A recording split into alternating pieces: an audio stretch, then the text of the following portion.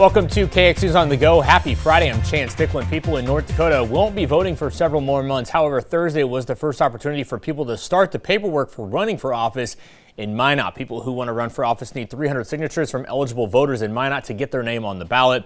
This year, Mayor Mark Janser and 3 council members are up for re-election: Paul Pittner, Lisa Olson, and Mike Hayes. Hayes did fill a vacant seat on the council last September, while Pittner and Olson have served in their positions since 2022.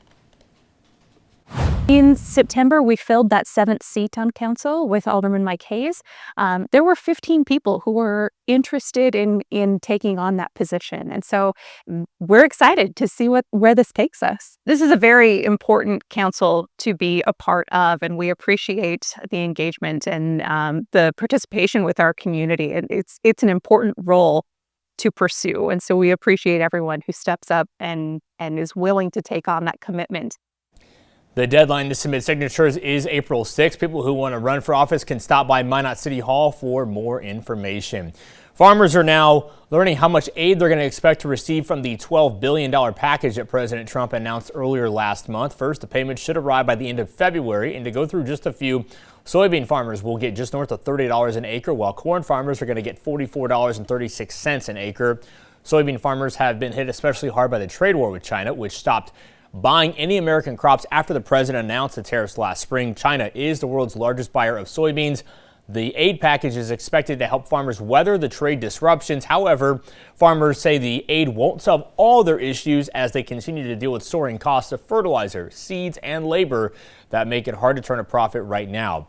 Minnesota Soybean Growers Association President Darren Johnson said the aid numbers for soybeans fell short of what farmers had been hoping for, so more help could be needed, though this package is going to certainly help. The aid payments will be capped at $155,000 per farmer or entity, and only farms that make less than $900,000 in adjusted gross income are going to be eligible. Well, it may be cold out, but North Dakota Health and Human Services is warning parents not to put their kids in thick winter coats when they are in their car seats. The danger of putting a child with a bulky coat in the car seat is that the straps will be light on the coat, but not the child's body. Bulky jackets and snowsuits can compress in a crash, leaving too much space between a child and their harness. Officials with North Dakota Health and Human Services also say strap kids in first without a coat, then drape a blanket or coat over them to keep them warm. Andre, and speaking of warm temperatures, are we warming up this weekend?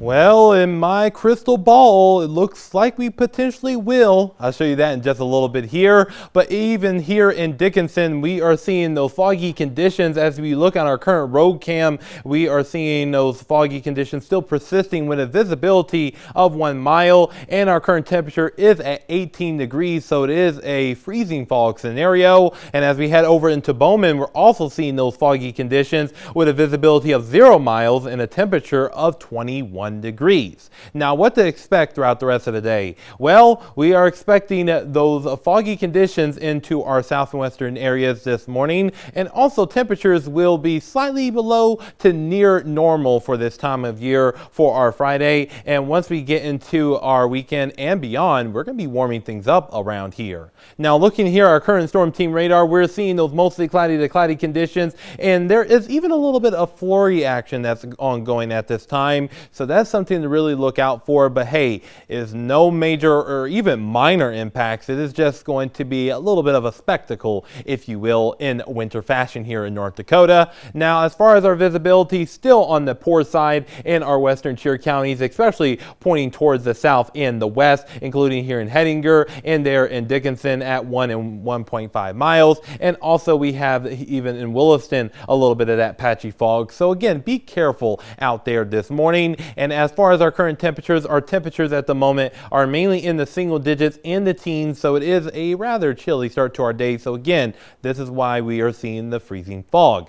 Now, as far as our winds right now, out of the east, about 5 to 15 miles per hour, so nothing too crazy. And looking at our wind chills brought to you by Absolute Comfort Plumbing and Heating, seeing those values mainly in the single digits and single digits below 0, so even the wind chills are pretty chill, pun not intended. Now, looking at our weather alerts, we are seeing the dense fog advisory still in effect for our southwestern counties through late this morning into our lunchtime hour Central Time. So just again, be safe on the roadways. Now, looking at our fog forecast, we're going to continue to see those foggy conditions over the next few hours here in our western tier counties, and then improve by the time we get into the afternoon. Now, as far as our precision cast is concerned, we do have that potential of seeing some very light snow and flurry activity throughout the day, but again, it is just going to be a very light sort of love tap, if you will, from Mother Nature. We're going to be seeing those cloudy skies regardless though. Highs for today will mainly climb up into the teens and 20s, so it's going to be